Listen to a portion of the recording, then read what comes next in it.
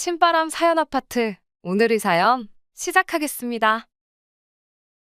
안녕하세요. 결혼한 지 3년 만에 결국 이혼을 하게 되었습니다.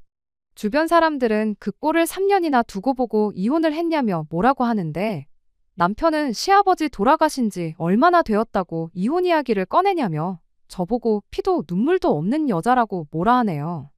여러분들께서 제 이야기 한번 들어보시고 정말 제가 피도 눈물도 없는 사람인지 한번 알려주세요. 남편과는 연애 결혼을 했습니다.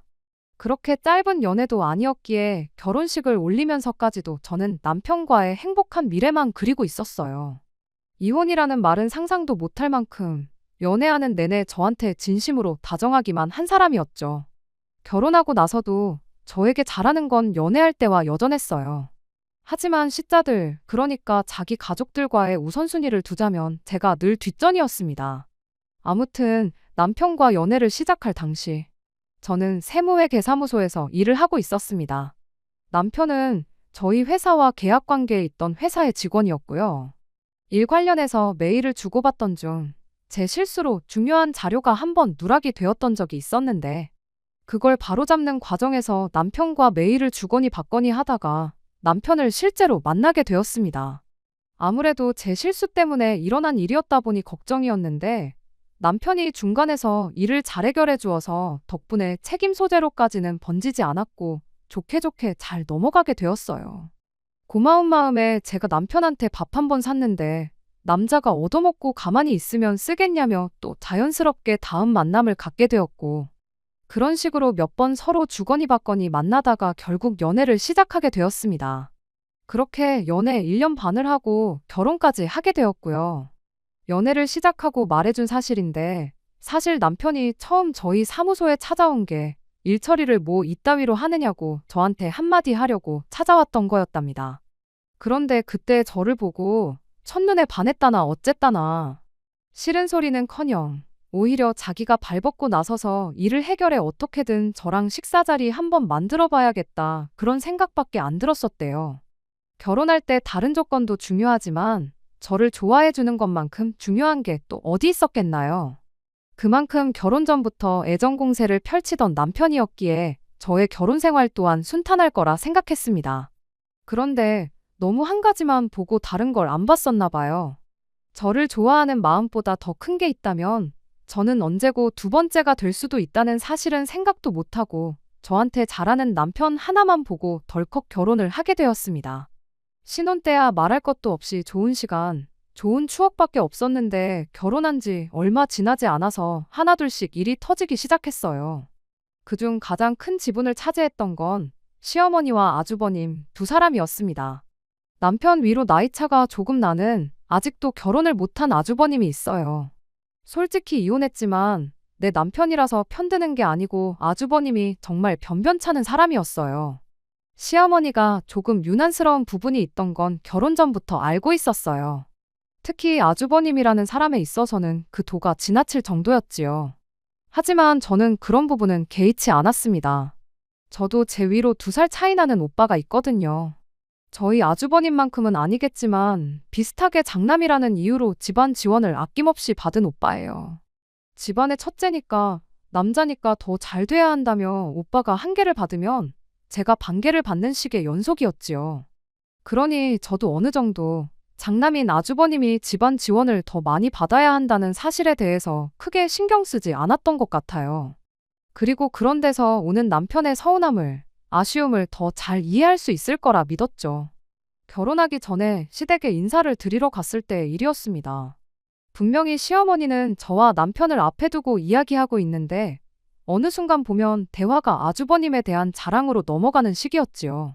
남편 어렸을 때 사진을 보여준다고 가져온 가족 앨범에 아주버님 사진이 100장이 있었다면 남편 사진은 2장 정도가 전부였어요.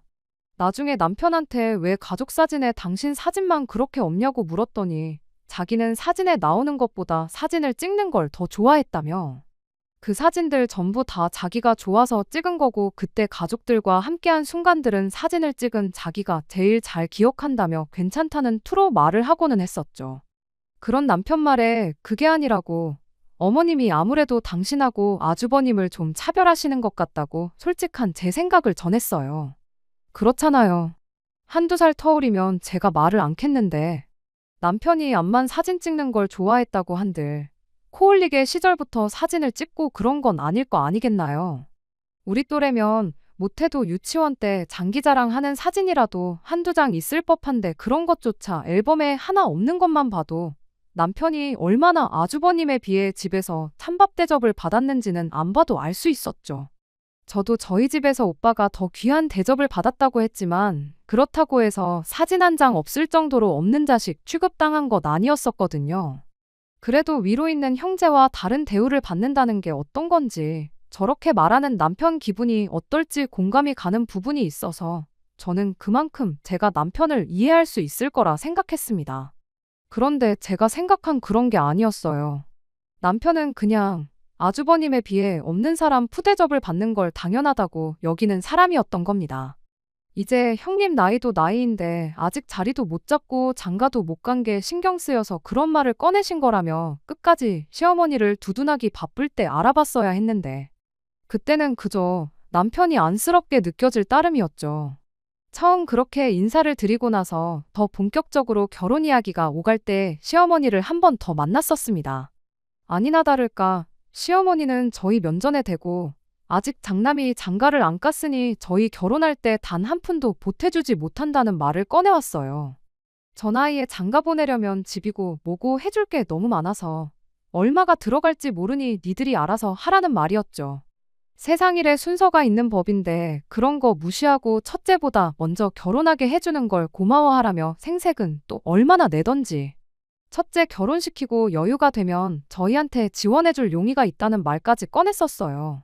그런데 그게 언제가 될 줄 알고 딱히 연애도 안 하고 있는 아주버님이 여자를 만나 연애를 하고 결혼 이야기까지 나오는 게 몇 년이 걸릴 줄 알고 그걸 기다리고 있었겠나요. 그냥 저희 힘으로 결혼하기로 했죠. 당시 저 또한 친정에서 큰 지원을 받기에는 무리가 있는 상황이기도 했고 오히려 이렇게 된 게 잘 되었구나 하는 생각뿐이었습니다. 저희가 뭐 사회초년생도 아니고 각자 자기 하는 일에 10년 가까이 경력이 쌓인 상황이었고 모아놓은 돈 또한 적지 않은 돈이었거든요. 애매하게 한두 푼 지원받고 시댁 눈치 보고 사느니 차라리 아무것도 안 받고 우리끼리 잘하면 되겠다 하는 생각이었거든요. 아무튼 그렇게 저희는 결혼 생활을 시작하게 되었어요. 결혼한 지 한 두 달쯤 지났을 무렵 남편이 저한테 조심스럽게 먼저 이야기를 꺼내왔어요. 아주버님한테 여자 한 명 소개해 줄 수 없냐는 부탁이었죠. 뜬금없이 그게 무슨 소리냐 했더니 자기 주변에는 아는 여자도 없고 그나마 알고 지내던 사람들도 저랑 연애 시작하면서 연락을 다 끊어버린 터라 어떻게 혼자 힘으로는 적당한 사람 찾기가 워낙에 힘들었다는 거예요. 사실 결혼 이야기 나왔을 때쯤 해서 저한테 진작에 부탁하고 싶었는데 제가 일 때문에 워낙 바빠 보여서 말을 아끼고 있었답니다. 소개시켜주는 거야 그렇다 쳐도 갑자기 연애하는 동안 한 번도 하지 않았던 부탁을 하는 이유가 뭔가 했더니 결혼 전에 시어머니가 첫째가 먼저 가기 전까지 지원은 없을 거라고 했던 게 진짜 형님이 장가 갈 때까지 기다리라고 꺼낸 말이 아니라 사실 시어머니가 은근슬쩍 저희 보고 아주버님 짝을 찾아보라는 말을 돌려서 했던 거였다는 거예요. 꼭 그 만남이 혼인까지 성사가 되지 않더라도 어느 정도 진행이 되는 분위기면 순서 상관없이 저희들한테도 어느 정도 지원해줄 용의가 있던 거였다네요. 주변 사람들이며 누구며 다들 빚을 내서라도 자가로 집을 구하는 요즘 분위기에 전세로 시작한 게 조금 마음에 걸린다느니 어쩐다느니 이참에 아주버님 짝을 찾아주고 결혼 이야기 오가게 될 때쯤 조금이나마 시댁의 지원을 받은 뒤에 전세금 빼가지고 자가로 집을 구하면 어떻겠냐면서 저를 설득해왔죠. 처음에는 저도 아주버님이 그냥 때를 놓쳤을 뿐이지 사람한테 하자가 있다는 걸 전혀 눈치채지 못했던 시기기도 했고 이참에 시어머니한테 그래도 기댈 건 정상적으로 잘 살고 있는 둘째밖에 없다는 인식을 심어주고 싶었던 걸지도 모르겠어요. 때마침 저희 사무실에 기장 맡겨놓은 고객 중에 괜찮은 사람이 생각나더라고요. 일 때문에 이래저래 연락한다고 저랑은 개인적인 친분도 있는 사람이었습니다. 자기 사업을 오랫동안 해온 분이었고 저보다 4살 많은 여성분이었는데 사업 때문에 일만 한다고 남자 만날 시기를 놓쳤다며 마침 또 그분도 저한테 언젠가 괜찮은 사람 있으면 소개 좀 시켜달라고 부탁을 했던 적이 있었거든요. 벌이도 어마무시하고 사람 자체도 똑부러지고 부침성도 좋은 사람이기도 했고 저와 개인적으로 친분을 쌓을 만큼 저랑도 잘 맞는 분이셔서 혹시나 미래에 이분이 내 형님이 된다면 그것도 나쁘지 않겠다는 생각에 아주버님하고의 자리를 주선했어요. 그분도 제 소개라면 걱정할 것 없겠다며 고민할 것도 없이 흔쾌히 아주버님 한번 만나보겠다고 하셨죠. 소개팅 당일날까지 우리 이러다가 진짜 동서지간 되는 거 아니냐고 그렇게 농담도 주고받고 그러고 있었는데 결과는 그야말로 처참했습니다. 그날 자리가 끝나자마자 그분한테 전화가 왔어요. 혹시 자기가 저한테 뭐 잘못한 거 있느냐고요. 그게 무슨 소리냐 했더니 어떻게 그런 사람을 소개시켜 줄 수 있냐고 하는 거예요. 무슨 일이 있었느냐 물어봤더니 세상에 참 별꼴도 이런 별꼴이 없었답니다. 대뜸 처음부터 액면가가 상당하다며 그분한테 대놓고 나이가 몇이나 되는지 묻더니 나이가 너무 많네 어쩌네 하면서 초면부터 자기 또래 정도 되는 사람이 나올 줄은 몰랐다며 툴툴대질 않나. 그래도 그분이 제 얼굴 봐서 한번 참고 자리에 앉아서 대화도 좀 나누고 그랬다던데 여자가 사업해서 뭐 하냐고 공무원 같은 거나 하지 그랬냐며 대놓고 그분 하는 일을 무시하기까지 했답니다. 사업 같은 거 해봐야 언제 망할지도 모른다고 복지 좋고 애도 잘 키우는 그런 여자가 최고라면서 사업하면서 억대 매출을 올리는 그분한테 월 350만 원 정도 버는 아주버님이 1등 신부감이 어쩌니 저쩌니 열변을 토했다는데 듣는 제가 어이가 없어서 다 웃음이 나올 지경이었어요. 암만 아주버님이 내 가족이 되었다 한들 그분한테 미안하다는 말을 하지 않을 수가 없었죠. 저도 사실 아주버님하고 그렇게 가까운 사이가 아니다. 그런 사람인 줄도 모르고 자리를 만들어서 정말 죄송하다 몇 번을 사과했는지 몰라요. 처음에는 그분도 제가 무슨 괜히 별로 친하지도 않은데 오지랖 부리면서 친한 척하는 자기가 부담스러워서 인연을 끊어내려고 일부러 아주버님을 소개시켜줬나 하는 생각이 들었다 싶었을 정도였답니다. 그래도 워낙에 성격이 좋은 분이셨다 보니 어찌어찌 잘 풀게 되었고 오히려 이 난리를 기점으로 이 언니하고는 정말 친한 사이가 되었습니다. 아주버님 실제 인성이 어떤 사람인지도 알게 되었다 보니 아주버님만 귀하게 여기는 시어머니도 시어머니지만 그냥 조용하고 말이 없는 사람이구나 싶었던 아주버님한테도 알게 모르게 반감이 생기기 시작했죠. 결혼 생활을 하루하루 보냄에 따라 아주버님만 싸고 도는 시어머니가 점점 더 이해가 가질 않았었어요.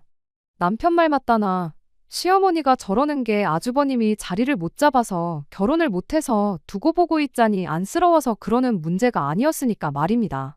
그래도 부모 자식 간의 일이고 형제 간의 일이니 제가 굳이 거기다 대고 그런 집안 분위기를 바꿔보려고 노력하지는 않았어요. 그저 저한테 피해가 가지 않는 선에서 시어머니가 어떤 자식을 더 챙기고 아끼던 그건 시댁 문제지 제 문제는 아니라고 생각하기로 했던 겁니다. 그런데 결혼하고 맞게 된 첫 명절인 추석 때 일이었어요. 새벽 일찍부터 시댁에 찾아가 명절 준비를 도왔습니다. 시아버지도 남편도 음식 준비하는 걸 발벗고 나서 도와줬다 보니 그렇게 불만이랄 건 없었어요.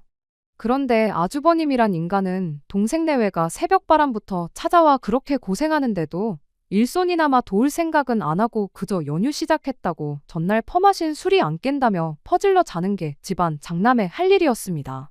아주버님까지 나서서 일을 돕는다는 건 어차피 기대도 안 했던 일이었다 보니 사실 딱히 짜증날 것까지도 없었어요. 그냥 알면 알수록 더욱 더 한심한 사람이구나 그런 생각뿐이었죠.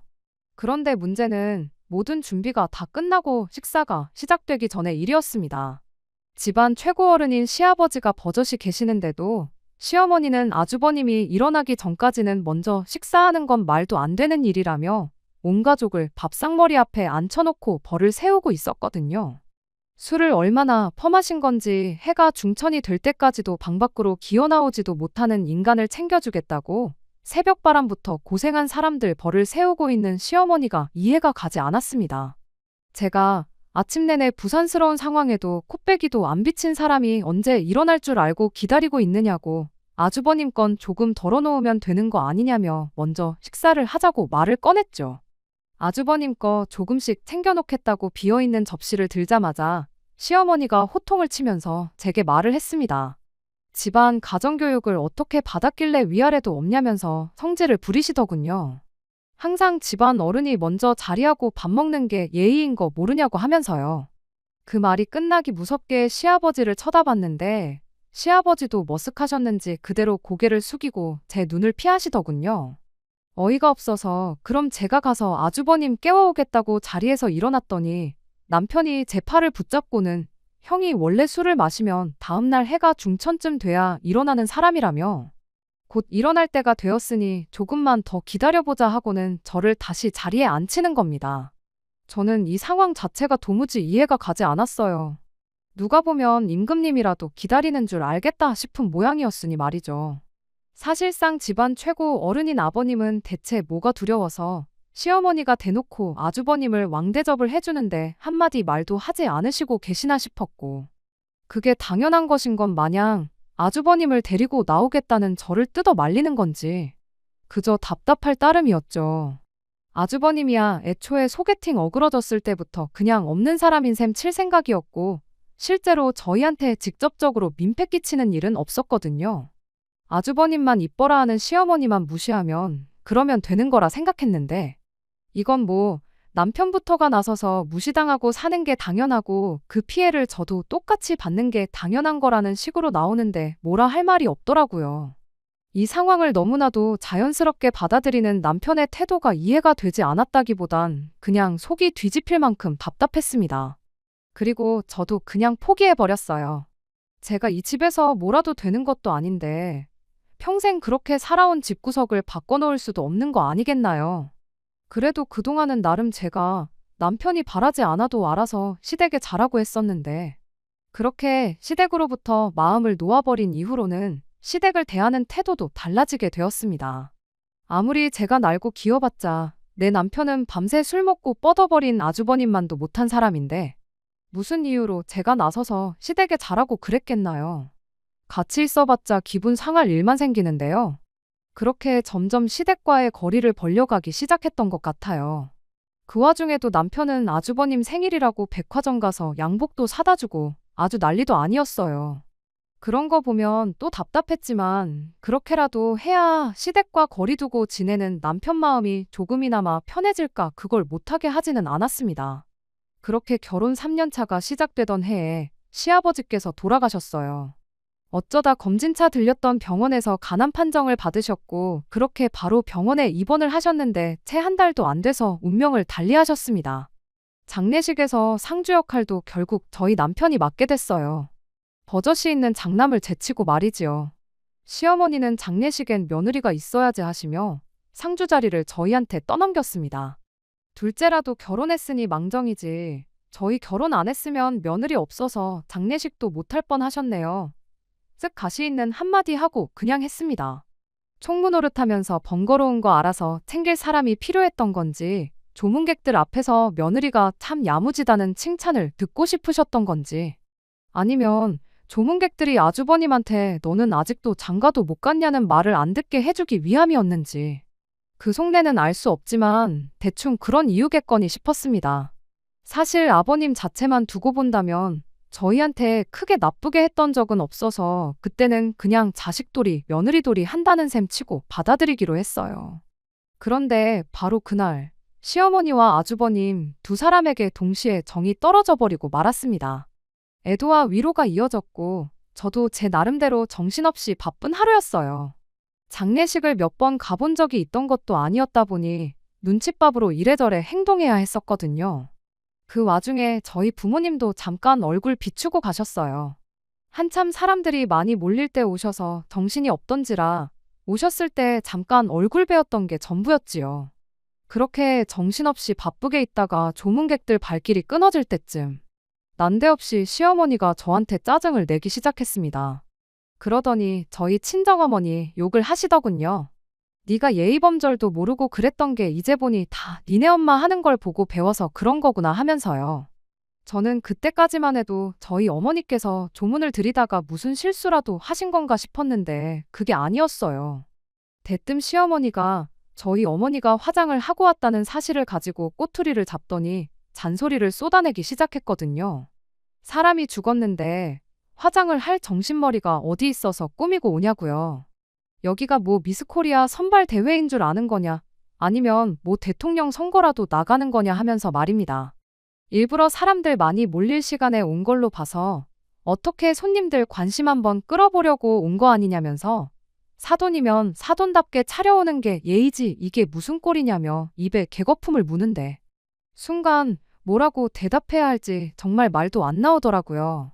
장례식장에서 돌아가신 분 앞에서 이런 말이 나올 수 있다는 게 정말 충격적이었고 반대로 이 상황에 시어머니한테 미쳤냐고 한마디 하다니 자리가 자리이니만큼 그런 말을 할 수가 없었어요. 그냥 애써 참았죠. 아버님이 그렇게 한순간에 돌아가셨으니 그 마음을 제가 어떻게 헤아릴 수 있겠냐고 스스로 몇 번을 말했는지 몰라요. 그냥 어디에라도 그 울분을 풀고 싶은데 마침 재수없게 저희 어머니가 눈에 들어왔던 거고 저희 어머니한테 화를 풀 수는 없으니 그걸 딸인 저한테 푸른 거구나. 그렇게 받아들이려고 했지요. 사실 그런 생각을 갖게 된 데에는 시어머니에 대한 안쓰러운 마음보다 그날 같이 자리에 있던 아주버님 때문이 더 컸어요. 상주 노릇이야 시어머니가 억지로 저희한테 떠넘겼다지만 그래도 다른 사람도 아니고 아버지 장례식이잖아요. 장남이라는 인간이 상주 역할은 동생한테 떠넘겨놓고는 장례식 느즈막히 친구들하고 나타나서는 자리를 지킬 생각은 안 하고 구석에 앉아서 친구들하고 술이나 퍼먹고 있었거든요. 그 와중에 장례식장 치고는 편육이 아주 맛집이라면서 삼합으로 먹고 싶다고 안주가 아쉽다고 그런 소리까지 하면서 시어머니가 그 꼴을 보고 얼마나 속이 상했겠나요. 그런데 아들한테 뭐라 한 소리 하자니 자기 얼굴에 침 뱉는 꼴인 것 같고 괜히 그냥 저한테 화 풀려다가 그렇게 된 거라 생각하기로 했죠. 하지만 한편으로는 아무리 장남이라도 그렇지 저렇게 무책임하고 상식도 없는 인간을 뭐가 아쉬워서 저렇게 최고라고 떠받들고 사시는지 싶고 그리고 그걸 보고도 그러려니 하는 남편을 보고 있자니 도무지 이해도 안 가고 속만 답답할 노릇이었습니다. 시아버지 장례식이 끝난 뒤 시어머니하고는 한동안 거리를 두고 지냈어요. 그냥 넘어가기로 하긴 했지만 저희 어머니를 두고 한 소리 한 개 응어리져서 그런 것도 있고 시어머니도 시아버지의 빈자리 때문에 상심이 큰 건지 구태여 저희를 먼저 찾거나 하지 않으셨죠. 그런데 사람 마음이란 게 그렇게 차갑게 굴 수만은 없더라고요. 장례식장에서의 일을 생각하면 상종도 하기 싫었지만 연락도 뜸해진 시어머니를 외면하기는 힘들었어요. 남편도 남편 나름대로 걱정이 많아 보였습니다. 한 번은 아주버님한테 연락이 왔었거든요. 어머니가 아주 집에서 꼼짝도 안 하시고 밥도 잘 안 챙겨준다며 앓는 소리를 했는가 봐요. 하기사 아버지 장례식장에서 안주 타령하던 인간이 아버지를 먼저 떠나보낸 어머니를 챙기기나 했겠나요. 결국 그렇게 다시 시댁에 발걸음을 하기 시작했죠. 반찬할 때 조금 넉넉하게 해서 주말이면 그걸 챙겨서 시댁에 가져다 놓고 상황이 여의치 않으면 외식이나 다녀오자며 어머님을 모시고 나가곤 했습니다. 다행히 아주버님은 주말이면 술 약속 때문인지 외식 자리에 따라 나오지는 않았었어요. 남편이 틈만 나면 저한테 고맙다고 할 정도로 그렇게 시어머니를 챙겼습니다. 그런데 그 마음이 오래가지는 않았어요. 어느 날이었죠. 평소처럼 넉넉히 해놓은 반찬을 챙겨서 시댁에 갔어요. 그런데 시어머니가 저한테 이러더군요. 너는 네 남편만 입이냐고요. 그게 무슨 소린가 싶어 무슨 말씀이시냐 되물었더니 네 아주버님 것도 챙겨야지. 우리 첫째 것도 챙겨야지 하면서 반찬 해가지고 오는 꼴을 보면 순 네 남편 입맛에 맞는 반찬들 뿐이라며 제게 핀잔을 주더군요. 외식을 가자고 할 때도 네 아주버님이 좋아하는 대로 가자고 하면 걔가 그렇게 우리를 피해 다니겠냐고 좋다고 먼저 나서서 같이 시간을 보내지 않겠냐는 소리를 하는 겁니다. 그 와중에도 첫째 생각뿐인 어머님을 보고 있자니 그동안 쌓인 울분이 한 방에 터져버린 것 같아요. 그래서 시어머니한테 한마디 했습니다. 어머님 자식은 어머님이 직접 챙기셔야지 되는 거 아니냐고요. 그랬더니 시어머니가 이렇게 대답하더군요. 아주버님도 당신 배 아파 낳은 똑같은 아들이라고요. 하도 어이가 없어서 그걸 제가 모르겠냐고. 그런데 제가 둘째 아들하고 결혼한 거지 아주버님하고 결혼한 건 아니지 않냐고. 그리고 아주버님이 결혼 못한 것도 제 잘못은 아니지 않느냐고요. 아주버님이 아직도 저러고 있어서 맏며느리 노릇하는 건 불만 없지만 맏며느리 노릇한다고 첫째까지 떠넘기는 건 좀 그렇지 않냐고 그렇게 시어머니한테 대들었어요. 그러자 시어머니가 얼굴색이 확 변하더니 저한테 성질을 내기 시작했습니다. 누가 내 아들 마누라 노릇해달라고 했냐고. 아버님이 돌아가신 지금 이 집안의 최고 어른은 첫째 아니겠냐며. 맏며느리로서 집안 최고 어른을 모시는 건 당연한 도리지 않냐며. 앞으로는 반찬이며 음식이며 해올 때 아주버님 입맛에 맞는 걸로 해오라고 하시더군요. 말은 따로 안 했지만 외식 메뉴도 아주버님이 좋아하는 음식 위주로 가야 하는 건 안 봐도 뻔했죠. 이미 시어머니한테 한 번 대들은 거 암만 역정을 낸다고 한들 더 이상 아쉬울 것도 없어서 시어머니한테 또 한마디 하고 자리에서 일어났어요. 최고 어른이고 뭐고 모르겠고 저한테 있어서 아주버님은 내 남편의 형, 어머님의 아들 그 이상도 그 이하도 아니라고요. 어떤 이유로든 내가 아주버님을 챙겨야 한다면 나는 이 집에 챙겨야 할 사람이 셋이나 된다고 그렇게는 못하겠고 그래야 한다면 그냥 며느리 노릇 그만하겠다. 그렇게 한마디 하고 자리에서 일어났습니다. 집에 돌아오는 길에도 정말 분이 풀리지 않아서 몸이 파르르 떨렸어요. 제가 뭐 1등 며느리 소리를 듣고 싶었던 것도 아니고 현모양처 소리를 듣고 싶었던 것도 아니고 그냥 내 남편의 가족이기에 제가 할 수 있는 최선을 다한 것뿐인데 제 노력이 모자라다고 말을 한다면 차라리 나았을 걸. 이젠 대놓고 아주버님을 떠받들어 모시고 살라니. 그렇게 살고 싶지는 않았습니다. 도대체 어디까지 요구를 들어줘야 이 집에서 제대로 된 사람 대접을 받을 수 있는 건지 감조차 오지 않았습니다. 항상 저한테 고맙다고 하던 남편도 제 기분이 안 좋은 걸 눈치챈 건지 한동안 저한테는 아무 말도 없었어요. 그렇게 저는 다시 시댁의 발길을 끊었죠. 남편이 이따금씩 아주버님을 통해 듣는 시댁 이야기 또한 귀에 들어오지 않았습니다. 암만 어른이라도 제가 먼저 나서서 숙이고 들어갈 생각도 없었어요. 그렇게 된다면 정말 아주버님을 집안 최고 어른으로 떠받들어 모시고 살게 될 판국이었으니까요. 그런데 그렇게 2달 정도 지나니 남편이 저한테 말을 꺼내오더군요. 그날 어머니한테 그렇게까지 할 필요 있었냐면서요. 그래도 가족인데 이렇게 얼굴 안 보고 지내는 게 어색하고 불편하다면서 자기가 중간에서 다리를 놓아줄 테니 어떻게 잘 풀어보자고 하더군요. 그때 남편이 제 편을 들어주고 어떻게든 시어머니한테 저의 의사를 제대로 전달해준다는 뜻만 보였어도 저도 이혼까지는 하지 않았을 거예요. 그런데 남편은 그래도 어머니가 어른인데 며느리가 사과하는 게 맞지 않냐며 저보고 숙이고 들어가기를 원하더군요. 나보고 당신 오빠까지 떠받들어 모시고 살라는 거냐고 따져 물으니 남편이 대답하길 일단은 말만 그렇게 하고 안 하면 되는 거 아니냐며. 여지껏 우리 결혼 생활하면서 제가 자기 형, 그러니까 아주버님을 제대로 챙긴 적은 사실 없지 않냐고.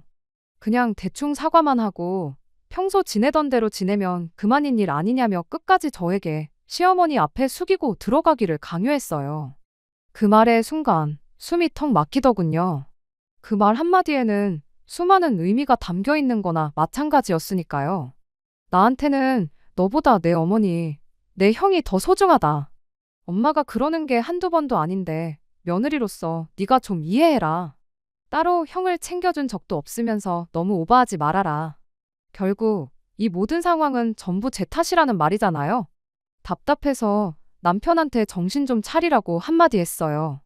그렇게 사과하게 만든다고 내가 어머님도 챙기고 아주버님도 챙기고 한다고 해서 어머님이 아주버님 대하듯 당신을 대해주겠냐고요.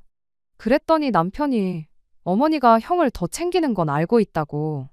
그런데 어쩌겠냐고.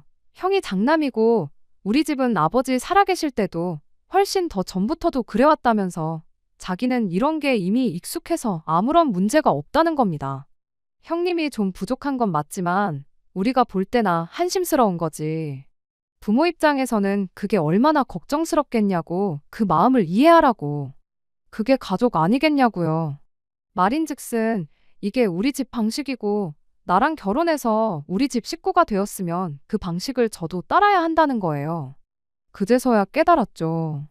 이 집구석의 문제도 문제지만 가장 큰 문제는 바로 내 남편한테 있었다는 걸요. 몇 년 늦게 태어났다고 차별받는 건 당연하다 여기는 사람. 가정이 생겼는데도 무시당하고 형을 위해 아내까지 희생시키는 게 맞다고 믿는 사람. 그런 인간 옆에서 있어야 할 이유가 하나도 떠오르지 않았습니다. 그 와중에 남편은 로마에 가면 로마 법을 따라야 한다는 소리 못 들어봤냐며 잘난 척 떠들더라고요. 그래서 남편한테 곧바로 한마디 해줬죠. 로마에 가면 로마 법을 따르라는 말을 배웠을 때 혹시 절이 싫으면 중이 떠난다는 말은 배운 적 없느냐고요. 그 말이 무슨 뜻인지 대번에 이해한 남편이 순간 입을 다물더군요. 그때 말 나온 김에 그냥 이혼을 했어야 했는데 대충 내 속뜻을 이해했을 거라 가볍게 넘긴 저의 실수였습니다. 몇 주 안 지나서 남편이 아예 아주버님을 집으로 데리고 왔거든요. 이 와중에 어머니까지 모시는 건 말도 안 되는 것 같고 일단 아주버님하고 같이 한 집에 살아보면 어떻겠냐는 거예요. 변변찮은 아주버님 때문에 이 사달이 난 걸 알지도 못하는 건지 이 상황을 전부 저와 시어머니의 갈등으로 생각하고 제가 아주버님을 떠받들어 모시고 살면 시어머니가 저를 달리 보고 이 갈등이 해결되리라 생각했던 거죠. 상의도 없이 이게 무슨 짓이냐고 따져 물었더니 남편이 이렇게 대답하더라고요. 가족 좋은 게 뭐냐고요. 저는 지난 3년 남편이 아주버님에 비해 푸대접을 받는 걸 보고 속상해했는데 남편은 오히려 저한테 말하길. 너가 형님, 그러니까 저희 오빠한테 양보만 하고 사는 게 한이 맺혀서 그런가 본데 우리 가족은 그렇지가 않다며 이렇게 같이 살면서 가족에 대한 개념을 새로 배우는 게 좋아 보인다는 겁니다. 그 말이 이혼을 결심하게 된 결정적인 계기 같아요. 남편은 제 마음을 이해할 생각일랑 전혀 없고 어떻게든 저 또한 자기가 여지껏 해왔듯 아주버님을 위해 시어머니를 위해 똑같이 양보하고 희생해야 한다는 생각밖에 없다는 증거나 마찬가지였죠. 남편으로서 아내인 제 편이 되어주기는커녕 결국 자기가 절절매며 살아온 그 틀을 저한테도 씌우려는 그런 사람이었던 거예요. 그날 저녁 아주버님이 자기 짐이랍시고 싸운 것들을 푸는 동안 저는 방문 틀어잠그고 제 짐을 챙기기 시작했어요. 그 와중에도 집안 최고 어른인 아주버님 짐 푸는 거 도와준다고 제가 집 나갈 채비를 하는지도 모른 채 저녁때가 되니 밥 준비 안 하냐는 말에 방문을 열고 뛰쳐나와 이혼하겠다는 말을 꺼냈죠. 남편은 갑자기 그게 무슨 소리냐고 하는 가운데 아주버님이 남편을 보고 한마디 시큰둥하게 꺼내기를. 다른 집 며느리들 보면 딸 노릇도 하고 그러던데 네 마누라는 그런 주변 머리도 없어 벤다고 불난 집에 기름을 들이붓더군요. 짐 싸면서도 우왕좌왕 이혼밖에는 답이 없다는 마음이 90, 그래도 이혼까지는 아니지 않나 하는 마음이 10이었다면 아주버님 그 말 한마디에 정말 이혼 말고는 다른 방법이 없구나 하는 확신이 생겼습니다. 그래서 남편과 아주버님을 향해 한마디 소리쳤죠. 똑같은 아들끼리한테도 이 정도인데 딸까지 있었으면 아주 안 봐도 뻔했겠다고. 나는 내 인생을 희생하면서까지 사람도 못 될 인간 쓰레기를 떠받들 생각은 없다고요. 그리고 딸 노릇 말 잘 꺼냈다고 아주버님한테 너는 장남 노릇 똑바로 하면서 그딴 소리를 꺼내냐고. 그리고 남편한테도 너는 남편 노릇 제대로 하고 있는 줄 알았냐고. 딸 노릇은 개 풀 뜯어 먹는 소리고 며느리 도리도 며느리 도리지. 이건 딸도 며느리도 아니고 종노릇 아니겠냐고. 내가 종살이 하려고 결혼한 줄 아느냐 한마디 쏘아붙이고 그렇게 그 길로 제 발로 집을 나와버렸습니다. 그 와중에 남편은 이혼하기는 싫었는지 쏜살같이 뛰어나와서 엘리베이터를 따라 타더라고요.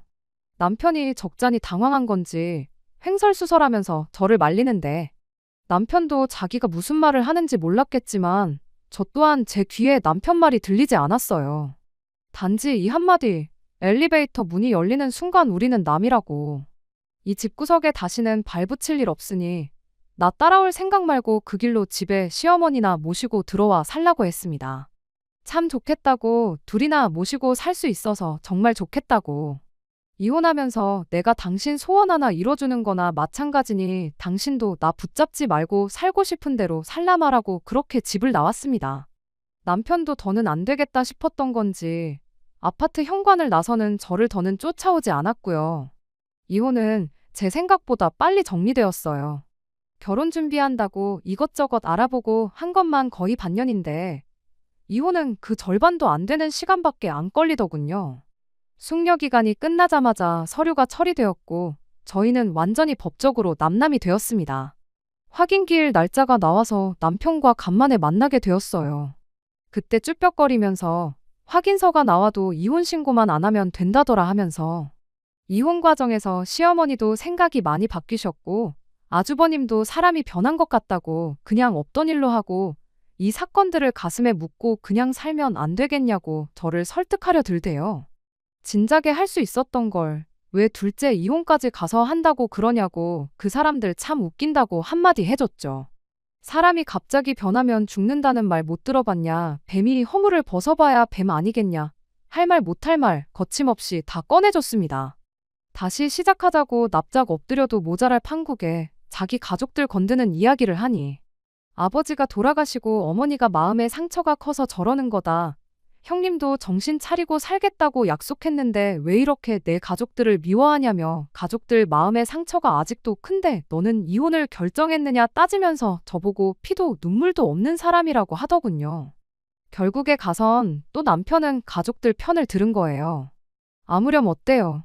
이제 완전히 남남인데 당연히 가족들 편을 들어주는 게 남편한테는 당연한 거겠지요. 덕분에 아쉬움 하나 남기지 않고 완전히 종지부를 찍었습니다. 마무리는 이렇게 되었지만 시작할 때 말씀드렸다시피 아주버님과 시어머니가 연관된 일이 아니면 남편은 연애할 때부터 저한테만큼은 참 잘해주던 사람이었습니다. 남편 말대로 시어머니가 변했던 아주버님이 변했던 했던 대로 다시 연락 끊고 둘이서만 지낸다면 가슴에 묻고 살 수도 있었겠지요. 하지만 그게 진정한 해결책은 아니라 생각합니다. 언제 어떤 일이 생기면 언제고 또다시 생길 수 있는 일이었고 평생을 형한테 주는 걸 당연하다 여기며 살았던 남편은 중요한 순간에 제 희생을 강요했겠죠. 결국에 가선 가족들을 왜 이렇게 싫어만 하느냐는 말을 꺼낸 거 보면 안 봐도 뻔했을 거예요. 저는 제 인생을 위한 결정을 내린 거지 제가 정말 피도 눈물도 없는 그런 사람이라고 생각하지 않으렵니다. 평생 대접도 못 받고 남편도 아닌 아주버님을 위해 희생하면서 사느니 차라리 피도 눈물도 없는 사람으로 사는 게 더 나은 거 아니겠어요? 끝까지 들어주셔서 감사합니다. 오늘의 사연은 여기까지입니다. 구독과 좋아요, 알람 설정 부탁드리고 더 좋은 사연으로 다시 찾아뵙겠습니다. 감사합니다.